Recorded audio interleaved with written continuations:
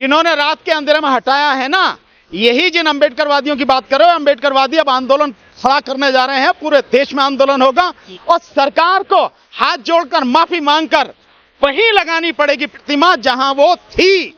सरकार बच नहीं सकती है। हम किसी भी हालत में अपने स्वाभिमान को झुकने नहीं देंगे। बाबा साहब का अपमान किसी कीमत पर बर्दाश्त नहीं करेंगे और जो कोशिश, घिनौनी कोशिश इसने पहले की है, वो हम किसी हालत में उसे कामयाब होने नहीं देंगे। जहां थी, जैसी थी, उसी रूप में सम्मान के साथ ये प्रतिमा स्थापित करनी पड़ेगी इसी भाजपा सरकार को, एनडीए सरकार को, मोदी सरकार को। जिसने भी वो घिनौना काम किया है, माफी मांगकर ये पुनर्स्थापित करनी पड़ेगी। बाबा साहब के सम्मान के लिए इस दलित समाज के, इस बहुजन समाज के, इस देश के संविधान को मानने वाले लोगों के सम्मान के लिए किसी भी कुर्बानी देने तक हम लोग जाएंगे। आंदोलन शुरू होगा 9 अगस्त को 10 बजे जंतर मंतर पर यह आंदोलन शुरू हो रहा है और आपके माध्यम से मैं देश भर के जितने भी साथी हैं, बहुजन समाज के जितने साथी हैं, संविधान को मानने वाले जितने साथी हैं, इस देश में लोकतंत्र को जिंदा रखने वाले जितने साथी हैं, बाबा साहब डॉक्टर अंबेडकर को मानने वाले जितने साथी हैं, वो तमाम लोग जंतर मंतर पहुंचे। इन याद रखें, 9 अगस्त सुबह 10 बजे जंतर मंतर पर परमिशन ऑलरेडी हम लोगों को मिल चुकी है इस बात के लिए, क्योंकि यह आंदोलन हमारे अस्तित्व का आंदोलन है, हमारे सम्मान और स्वाभिमान का आंदोलन है। बाबा साहब के अपमान करने वाले लोगों के विरुद्ध यह आंदोलन। बात सबसे बड़ी यह है कि जब आप ये घर गिरा रहे हैं, आप किस अधिकार से गिरा रहे हैं? जिन लोगों के घर गिरा रहे हैं उनके पास में पेपर है, सरकार ने उनसे रजिस्ट्री के पैसे ले रखे हैं, उन सबके पास में बिजली के कनेक्शन है, गैस के कनेक्शन है, वोटर लिस्ट में उनका नाम है, टेलीफोन पे उनके नाम है, उनके नाम पर गैस के सिलेंडर हैं। जब सब कुछ उनके नाम पर उस पते पे है, उन मकानों को अवैध कहकर गिराने वाली सरकार कब तक ये गैर कानूनी काम करेगी? किस अधिकार से गिरा रही है? तो ये बहुत गंभीर स्थिति है। नहीं, ये वो सरकार है जिसने सबसे ज्यादा इस देश में बार बार संविधान को कुचलने की कोशिश की है, संविधान की हत्या की है। और जिस तरह से वो हत्या करने की बात कर रहे हैं, एक नहीं जाने कितने उदाहरण हैं, ये सरकार उनके जवाब नहीं दे सकेगी। अभी इन लोकसभा चुनाव से पहले, 2024 का जो लोकसभा चुनाव हुआ, उससे पहले जब लोकसभा का सत्र चल रहा था, राज्यसभा का सत्र चल रहा था, लगभग 150 सांसदों को, विपक्ष के 150 सांसदों को बाहर कर दिया गया, उनका निलंबन कर दिया गया।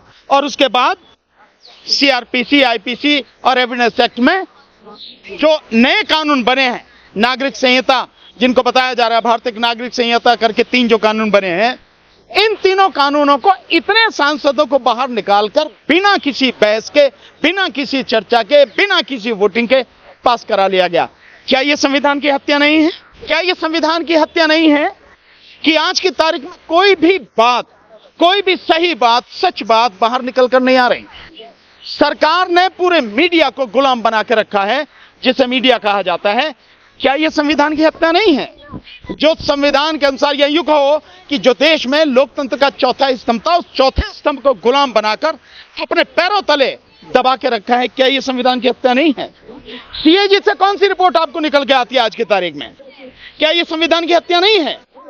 जो आज की तारीख में इलेक्शन कमीशन है, वो सरकार की गुलामी कर रहा है और सुप्रीम कोर्ट के द्वारा यह व्यवस्था करने के बावजूद भी कि जो इलेक्शन कमिश्नर हैं, उनकी नियुक्ति में चीफ जस्टिस ऑफ इंडिया को भी होना चाहिए, उस सारी चीज को खत्म करके सरकार ने कानून बना के प्रधानमंत्री, विपक्ष के नेता और प्रधानमंत्री द्वारा मनोनीत एक कैबिनेट मिनिस्टर जो मोस्टली गृह मंत्री है, उन सबको रख के इलेक्शन कमीशन को पूरी तरह से अपने हाथ में ले लिया और इलेक्शन कमीशन पूरी तरह से सरकार की गुलामी कर रहा है। क्या यह संविधान की हत्या नहीं है? क्या यह संविधान की हत्या नहीं है कि बेगुनाह पत्रकार हो, सामाजिक कार्यकर्ता हो, उनको यूएपीए में आप अरेस्ट करके जेल में डाल देते हो, सालों लग जाते हैं, जेल में पड़े रहते हैं? यह संविधान की हत्या नहीं है? आप अर्बन नक्सल कह के आपने भीमा कोरेगाम और इस तरह के कितने ही लोग हैं, उनको आपने जेल में रखा, सालों से ट्रायल तो शुरू होने की बात ही छोड़ दी, सालों से उनकी जमानत नहीं हुई।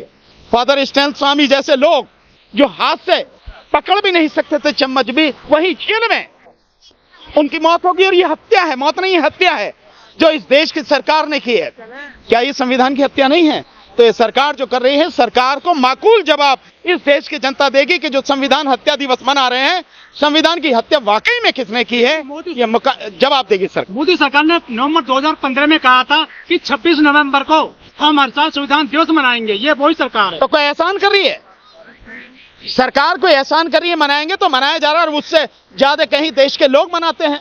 संविधान दिवस 26 नवंबर को देश के लोग सरकार से कहीं ज्यादा मनाते हैं, उससे कहीं ज्यादा कार्यक्रम करते हैं। आप और हम सब उसमें शामिल होते हैं। तो इसमें क्या कोई बहुत बड़ा काम थोड़ी ना उसने किया।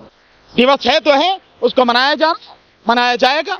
लेकिन ये संविधान हत्या के दिवस जो बात कर रहे हैं, ये अपने आप में इस सरकार का, और बाकायदा कानून लाके सरकार जो नोटिफिकेशन में लाके ये सब बात कर रही है, इससे ज्यादा घिनौना कृत्य क्या होगा सरकार का। और ये सरकार, मैं तो ये मानता हूं कि पैरों पे कुल्हाड़ी नहीं मारी, सरकार ने अपने सिर पे कुल्हाड़ी मारी है संविधान हत्या दिवस डिक्लेयर करके। सरकार जो है इस देश की जनता उसकी औकात बता देगी। क्या सेंगोल काम करना शुरू कर दिया है देश में जो रखा गया था? नहीं, वो सेंगोल काम नहीं करेगा, वो डंडा का डंडा वही धरा रह जाएगा जहां धरा है, उठा के फेंक दिया जाएगा आने वाले समय में। उसकी चिंता करने वाली बात नहीं है। लेकिन उस सेंगोल के माध्यम से मोदी सरकार की जो मानसिकता है वो साफ नजर आती है कि वो तानाशाह है और तानाशाही बने रहना चाहता है। लेकिन इस देश की जनता ने उसको उसकी औकात याद दिला दी है, याद रखनी चाहिए। नहीं रहेगी तो उखाड़ के फेंक देगी जनता। लेकिन मोदी जी कहते हैं कि मैं संविधान की वजह से ही प्रधानमंत्री बना हूं, तो चाय बेचता था, संसद में पहुंचा हूं। ये बात मैंने कितनी बार कही है कि मोदी की कथनी और करनी में जमीन आसमान का अंतर है।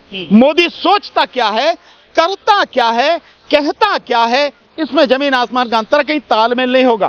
कहने को बहुत बढ़िया बढ़िया बातें कहता है, लेकिन करने पे सिवाय घटिया और गंदे काम करने का और दूसरा कोई काम नहीं करता। देश की तबाही के काम करने के अलावा कोई दूसरा काम नहीं करता। उसे ताकत की तो हमारी पता लग गई होगी भाई। हमारी ताकत नहीं तो उसको 2 से 40 पे रोक दिया। और ये भी अगर ईमानदारी से गिनती होती, ईमानदारी से इलेक्शन होता तो 120 पे अटक जाना था उसे। लेकिन बेईमानी करी गई, ईवीएम के माध्यम से करी गई, सरकारी अधिकारियों की गुंडागर्दी के माध्यम से की गई। लेकिन आने वाले समय में वो भी ठीक कर दी जाएगी, चिंता करने की जरूरत नहीं है। ये जो किया गया है, ये काम आने वाले समय में ठीक हो जाएगा। 2 अप्रैल 2018 को 13 लोग मारे गए थे सर आपके आंदोलन में। ये क्या फिर उसी की तैयारी हो गई है देश में शुरुआत? मैं समझता हूँ ऐसा होगा नहीं। अर्जुन राम मेघवाल, रामदास अठावले वगैरह जो बीजेपी की गोद में खेल रहे हैं बाबा साहब के दम पर, क्या वो आपके साथ आएंगे? अरे यार, मुर्दों की बात कर रहे हो तुम। हम इन मुर्दों को कहीं गिनते ही नहीं। इनका अंतिम संस्कार हो चुका उस दिन, जिस दिन बीजेपी में गए। जिस दिन बीजेपी की गुलामी इन्होंने शुरू करी, उसी दिन इनका अंतिम संस्कार हो गया। और उन सबका भी अंतिम संस्कार हम समझेंगे जितने भी सांसद हैं, विधायक हैं, जो अभी भी चुनते आए हैं, पहले भी रहे हैं, कहीं भी हैं। अगर वो इस आंदोलन में 9 अगस्त को जंतर मंतर पर नहीं आते हैं, और संसद में बैठे हुए तमाम सांसद अगर इस आवाज को अंदर संसद में नहीं उठाते हैं कि बाबा साहब की प्रतिमा जहां थी पूरे सम्मान के साथ वहीं स्थापित की जाए, तो इन सबको भी सबक इस देश की जनता सिखाएगी। हम बाहर लड़ेंगे और इन एमपीओ से हमारा अनुरोध है कि अंदर पार्लियामेंट में ये सवाल उठाएं।